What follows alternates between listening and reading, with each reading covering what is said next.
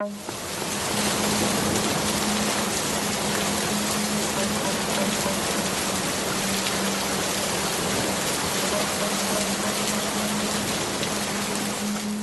guys, masih inget nggak film ini?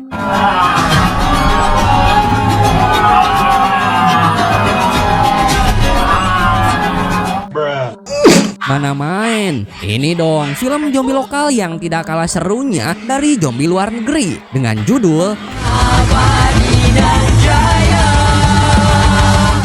Namun sebelum lanjut ke videonya, ulahi like, subrek, dan aktifkan loncengnya ya, supaya channel ini bisa terus berkembang.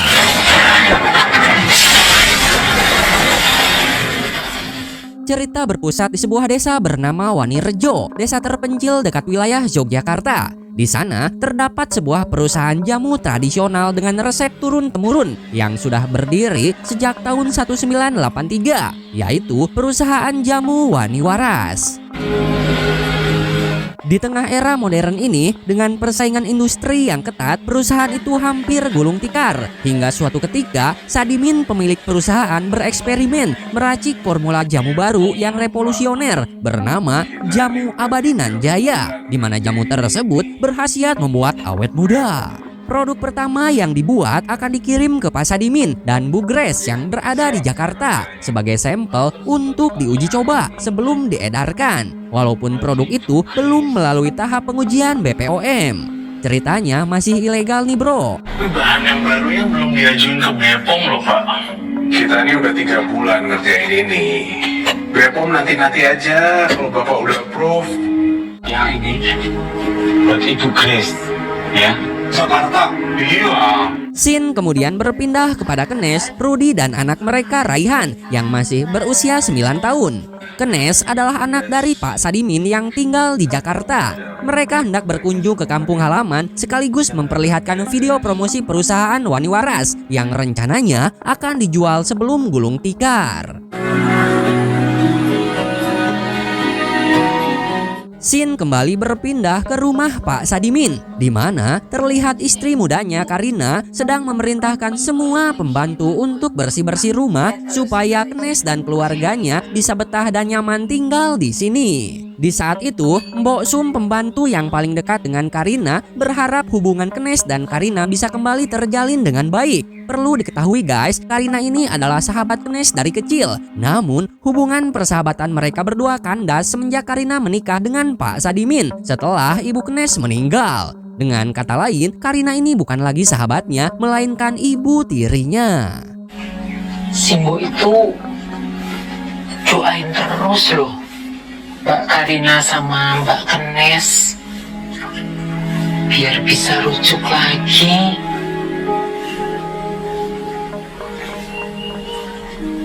Kan temenan dari kecil ya. Tak lama kemudian, kiriman sampel dari perusahaan pun tiba. Pak Sadimin yang sudah menerima sampel itu tanpa pikir panjang langsung meneguknya. Di lain sisi, Lurah Wanirejo sedang mengadakan acara hajatan. Di sana terlihat seorang gadis kembang desa bernama Ningsih sedang bantu-bantu menyajikan hidangan.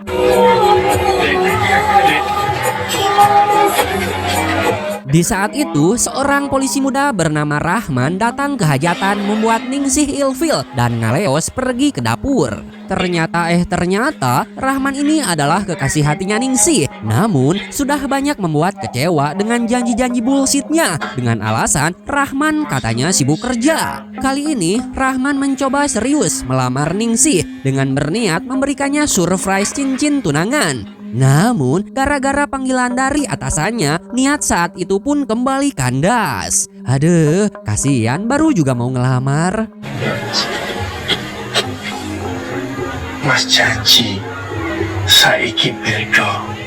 Awakmu prioritasku ya. Sore lo ya. Kenes dan keluarga akhirnya tiba di tempat tujuan, di mana terlihat hubungan Kenes dan Karina yang memang tidak akur. Kenes juga tidak suka Karina dekat-dekat dengan anaknya Raihan. Kes. banget. Udah janji sama mama apa nggak boleh makan gorengan kan habis batuk kan? Raihan kemudian masuk ke kamar omnya yang bernama Bambang, kakak Kenes yang masih bujang. Kerjaannya tiap hari hanya main game online dan hobinya mengoleksi banyak mainan. Tak heran Raihan sangat dekat dengan omnya itu. Di lain sisi, setelah keluar dari kamar mandi, Pak Sadimin begitu syok melihat perubahan dalam dirinya. Kini ia bukan aki-aki lagi. Uban dan keriput di wajahnya sudah menghilang. Ia pun mengklaim bahwa jamu itu sangat mujarab, membuat tubuhnya kembali awet muda. Ya, begitupun dengan Karina. Istri mudanya itu sangat pangling melihat perubahan sang suami menjadi lebih ganteng. Dan karena hal itu, mereka berdua pun langsung bercocok tanam, guys.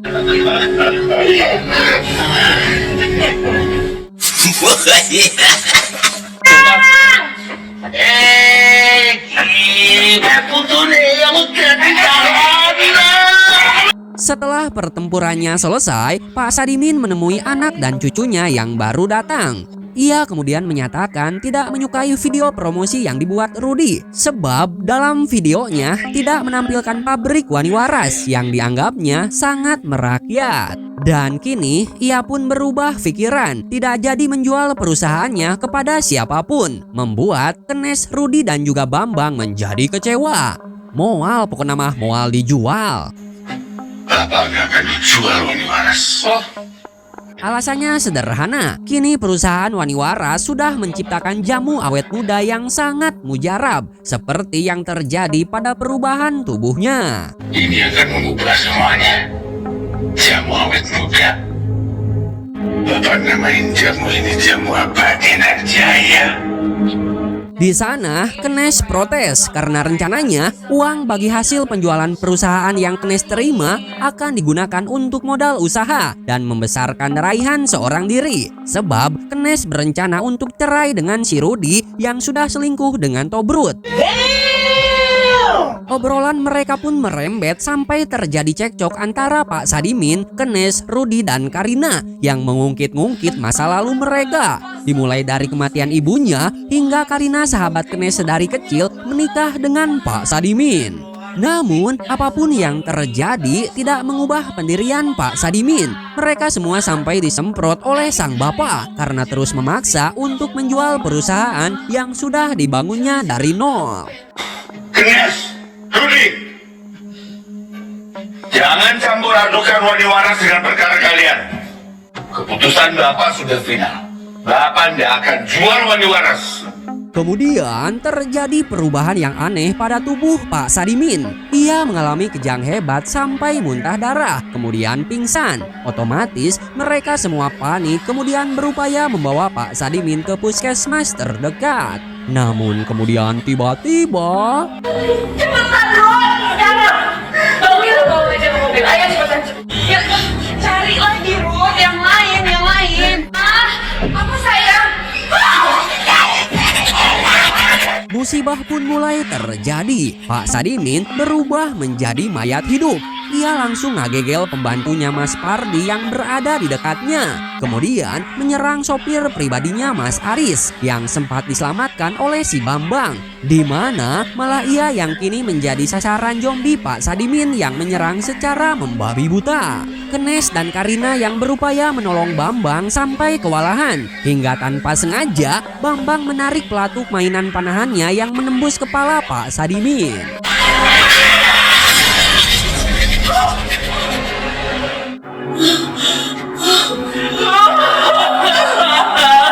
Si Bambang kemudian hendak pergi menggunakan mobilnya karena merasa ia telah menghabisi bapaknya sendiri. Di mana saat itu Kenes berupaya menghibur kakaknya yang sedang kalut dan meyakinkan bahwa hal itu terjadi bukanlah tindakan yang disengaja. Wah, bunuh. Kan gue udah di situ tadi gue lihat. Di lain sisi, Rudy meminta Pak Aris untuk pergi melapor ke kantor polisi. Jelaskan bahwa telah terjadi kecelakaan, namun jangan sampai menceritakan apa yang sebenarnya telah terjadi di rumah ini.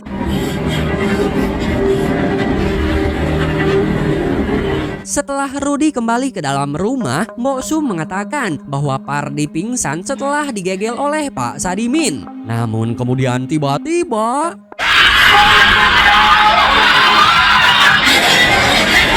Pardi kesurupan dan menyerang siapapun yang ada di dekatnya. Ia kemudian menularkan virus zombie itu dengan menggigit tangan dan mencupang istrinya.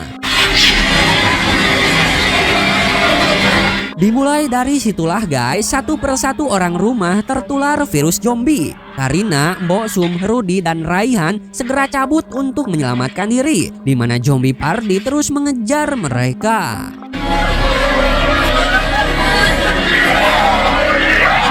Sementara itu, Kenes keluar dari mobil untuk memeriksa kejanggalan yang terjadi pada pembantu di rumah bapaknya, di mana Kenes hampir menjadi korban zombie kalau saja tidak ditolong oleh kakaknya.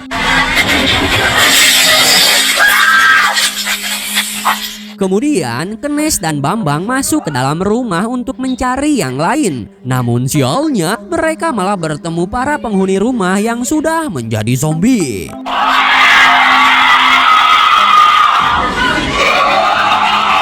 Mereka berdua pun kembali ke dalam mobil dan mendapati zombie yang ditabrak sebelumnya telah menghilang sebagian. Kemudian tiba-tiba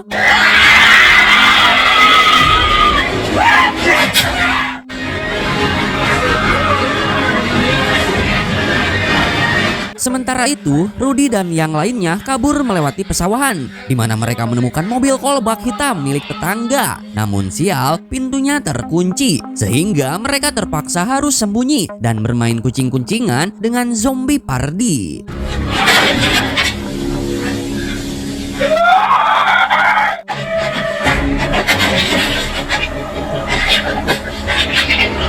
Rencana itu pun hampir berhasil kalau saja handphone Rudy tidak berbunyi, sehingga mengundang zombie itu kembali. Kacau.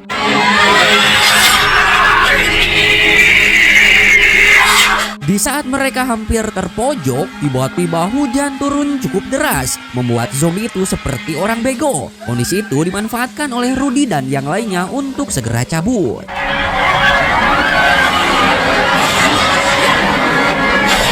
Hajatan Pak Lurah yang semula meriah malah menjadi petaka setelah mobil yang dikendarai Pak Aris melaju dengan kencang, menabrak tenda hajatan dan mobil sound systemnya pun sampai hancur.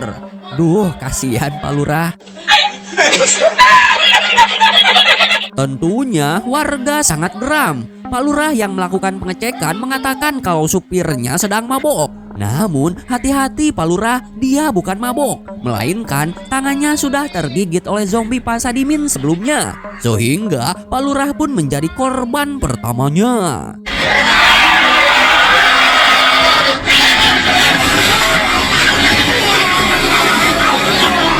Dari situlah virus zombie mulai merambah ke semua warga desa Wanirejo.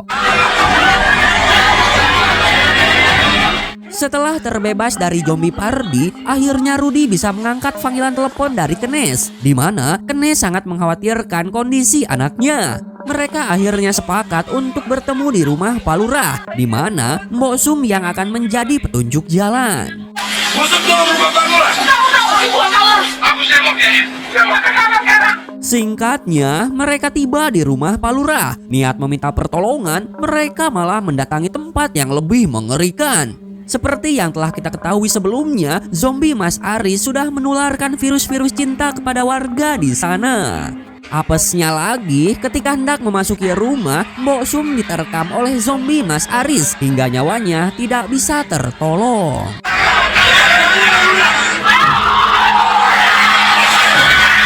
Kini mereka tinggal bertiga, tidak bisa pergi kemana-mana. Tak lama kemudian, mobil yang ditumpangi Bambang dan Kenes tiba di depan rumah Pak Lurah. Mereka berdua pun kembali dibuat syok setelah melihat kondisi mengerikan yang ada di depan mata mereka.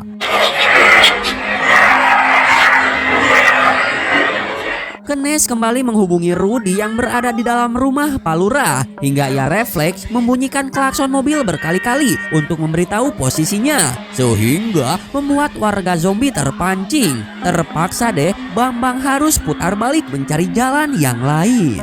Duh parah, tindakan mereka itu malah membuat zombie lebih menyebar ke warga yang lain.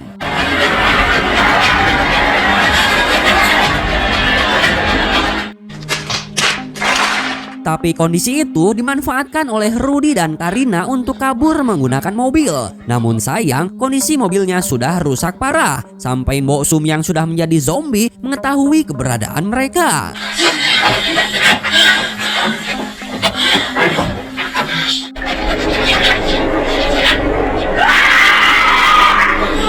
Mereka berdua pun segera berlindung dengan masuk ke dalam salah satu rumah warga, di mana Rudy berhasil selamat setelah bertempur melawan zombie Mbok Sum.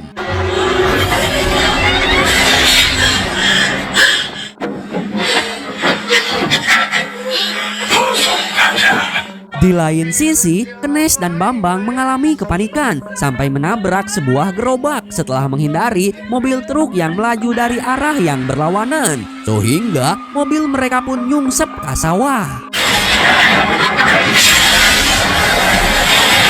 Sopir truk yang merasa bersalah berupaya menyelamatkan Kenes dan Bambang. Untungnya mereka berdua hanya mengalami lecet-lecet. Mas, gak apa-apa mas. Namun nahasnya, warga zombie yang sebelumnya mengejar langsung menyerang penumpang truk hingga tak ada satupun yang selamat termasuk sang sopir.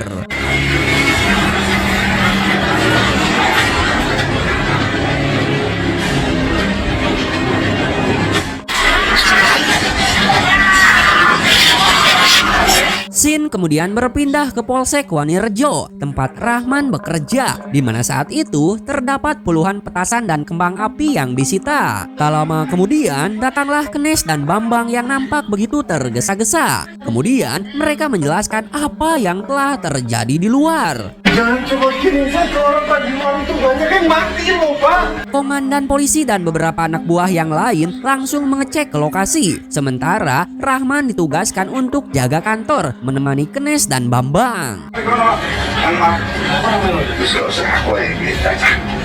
Di lain sisi, saat Karina pergi ke belakang, Rudy menyadari bahwa tangannya sudah tergigit. Tinggal menunggu waktu, sebentar lagi ia pasti berubah menjadi edan. Sehingga ia pun mengucapkan kata-kata perpisahan terakhir kepada anak tercintanya. Dan papa juga sayang sama kamu. Untungnya Karina kembali tepat waktu untuk menyelamatkan Rayhan yang hendak diserang oleh bapaknya yang sudah menjadi zombie.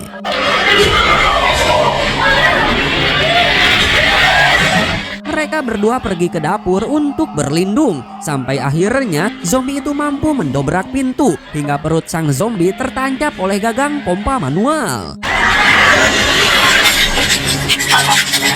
Namun ternyata guys, zombie itu tetap hidup sebelum kepala mereka dihancurkan.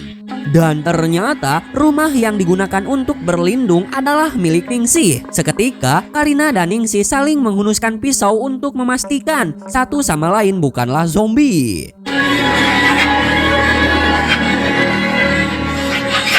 Hingga Ningsih menyadari bahwa zombie yang asli sedang terjebak di dapurnya saat ini. Di lain sisi, pasukan Polsek Wanirejo yang sedang mengecek lokasi diserang oleh para zombie. Kegayaan kuda, tak ada satupun yang selamat kecuali sang komandan. Ia berhasil kembali ke Polsek, namun gara-gara dia, kini Polsek Wanirejo menjadi sasaran pengepungan para zombie.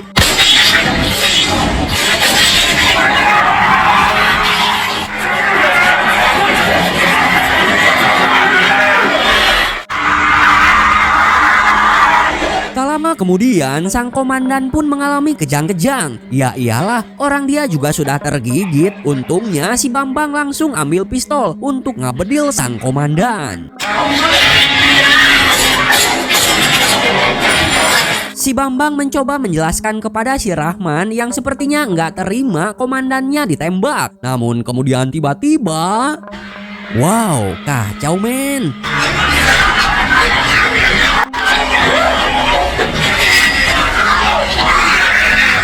Untungnya berkat kerjasama antara mereka berdua, zombie itu pun diamankan ke dalam sel.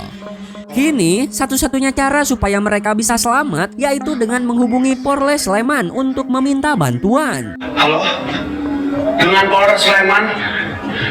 Lapor Pak, dari Polsekta Wanerejo hendak melaporkan kerusuhan antar warga. Tak lama kemudian, Kenes mendapatkan panggilan telepon dari nomor yang tidak dikenal. Ternyata itu adalah panggilan dari Karina menggunakan ponsel Ningsih. Kenes sangat bahagia sebab Raihan masih selamat. Ia berjanji secepatnya ia akan menjemput Raihan. Namun kabar buruknya, Rudy kini bukan lagi manusia. Kenes menjadi sedih walaupun sebentar lagi mereka bercerai, namun setidaknya ia adalah ayah dari anak kandungnya. Karina, Rudy mana?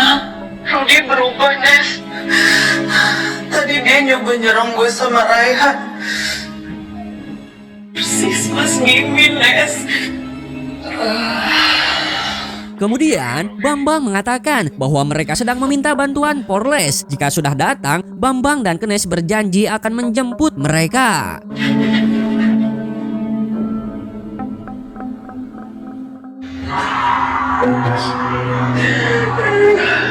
Zombie-zombie itu terus memaksa masuk, sehingga Rahman, Kenes, dan Bambang berupaya mati-matian untuk mencegah supaya pintu tidak didobrak. Pasukan Polres Sleman yang diharapkan menjadi pahlawan pun tidak bisa berbuat apa-apa. Mereka malah menjadi mainan para zombie. Ih, serem. Mereka bertiga kemudian naik ke atap, menemukan pemandangan yang sangat mengerikan. Seluruh warga kampung sudah berubah menjadi lautan zombie. Di tengah keputusasaan itu, Kenes kembali menghubungi Karina, mengatakan bila terjadi apa-apa dengan dirinya, ia menitipkan Raihan kepadanya. Itu bantuan kita, Mas. Harusnya. Gue sama Bambang sampai kenapa-napa. Nggak usah ngomong aneh-aneh, please. Lo harus usahain bawa Rehan pergi jauh dari sini. Oke? Di tengah kondisi yang putus asa, Rahman melihat para zombie menyerang muazin yang sedang mengumandangkan azan. Sehingga ia menyadari bahwa zombie itu peka terhadap suara. Bukan mau ikut sholat, bro. Lah itu masih mau sholat? Dari situlah Rahman mempunyai ide untuk mengalihkan perhatian semua zombie dengan petasan kembang api yang sebelumnya disita. Setelah teralihkan, mereka bisa kabur dengan menggunakan motor polisi. Rahman, Kenes, dan Bambang memakai armor polisi lengkap dan membawa persenjataan. Setelah maghrib tiba, mereka menyalakan kembang api, membuat zombie-zombie itu terpancing. Momen itu segera dimanfaatkan ketiga orang itu untuk menuju ke motor. Gawat men, zombie Rudy akhirnya bisa lepas dari gagang pompa air. Ia membuat kegaduhan sehingga memancing zombie-zombie yang ada di luar untuk memaksa masuk ke dalam rumah. Upaya yang dilakukan Rahman tidak berjalan mulus sebab sebagian zombie itu masih tersisa. Terpaksa mereka menembaki satu persatu. Tanpa disadari, suara dari senjata itu memancing kembali semua zombie dan membuat mereka terkepung di tengah lautan zombie. Mati lama-lama gini mah coy.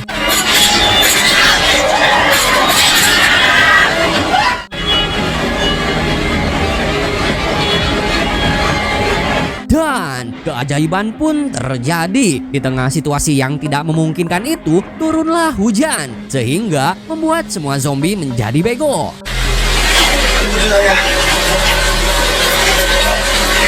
Ningsih ternyata mewarisi sebuah motor Mio legendaris hasil modifan anak bangsa. Saking canggihnya, motor itu pun susah dinyalakan. Duh, beruntung sebelum zombie Rudy menyerang, motor pun bisa menyala dan mereka bisa segera melarikan diri menggunakan motor canggih itu. Rahman, Bambang, dan Kenes kembali mengalami situasi menegangkan di mana hujan berhenti sebelum mereka berhasil lolos dari kepungan warga zombie. Dalam momen itu, Rahman dan Bambang kembali terjebak sehingga memutuskan putar balik ke polsek lewat jalan pesawahan. Sementara Kenes berhasil masuk ke dalam mobil truk untuk berlindung.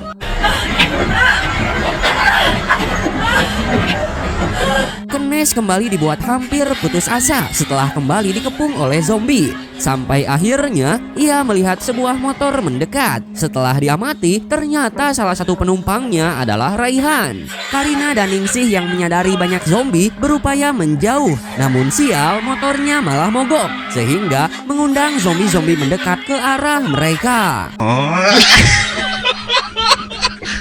Untungnya, Kenes berhasil mengalihkan perhatian dengan membakar kembang api ke arah yang lain. Sehingga kini Kenes bisa berjumpa dengan anak kesayangannya.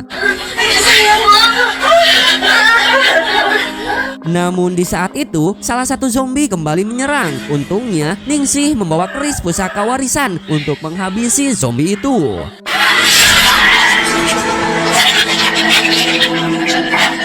Mereka kemudian kembali masuk ke dalam truk untuk berlindung dari zombie-zombie yang kembali mendekat. Duh, malah balik lagi.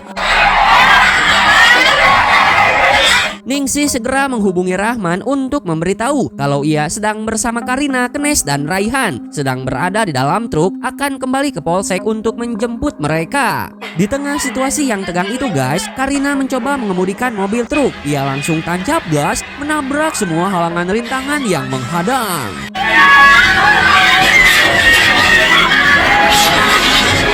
Namun apesnya, mobil mengalami remblong, terpaksa harus menabrak pintu polsek Wanirejo hingga jebol.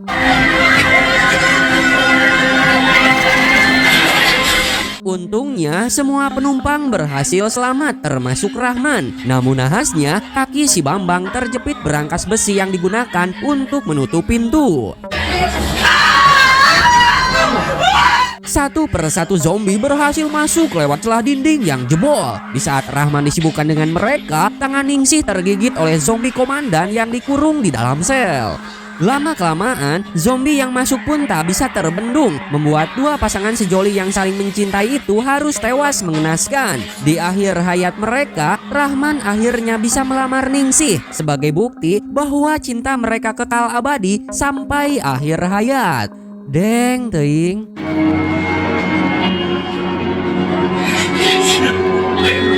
Peluru yang ada pada senjata mereka tidak akan cukup untuk menghabisi para zombie. Sehingga dalam kondisi seperti itu tak ada harapan lagi bagi si Bambang untuk hidup. Ia pun meminta Kenes dan Karina membawa Raihan kabur lewat pintu belakang.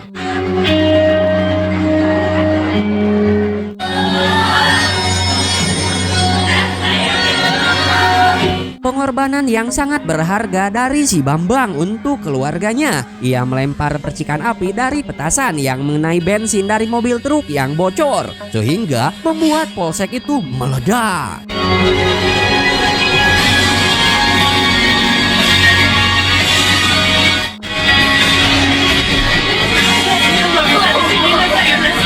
Mimpi buruk juga harus dialami oleh Kenes, di mana ia harus menerima kenyataan pahit bahwa tangannya telah tergigit oleh zombie.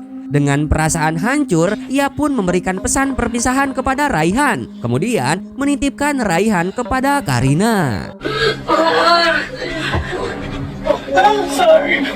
Kenes kembali membakar petasan sambil berjalan ke arah pesawahan untuk memancing para zombie supaya Karina bisa membawa Raihan dengan selamat. Dengan terpaksa, ia menodongkan pistol ke arah kepalanya untuk mengakhiri hidupnya sebelum berubah menjadi zombie. Karina bersama Raihan akhirnya bisa keluar dari kampung mengerikan itu menggunakan motor RX King milik Rahman untuk mencari perlindungan.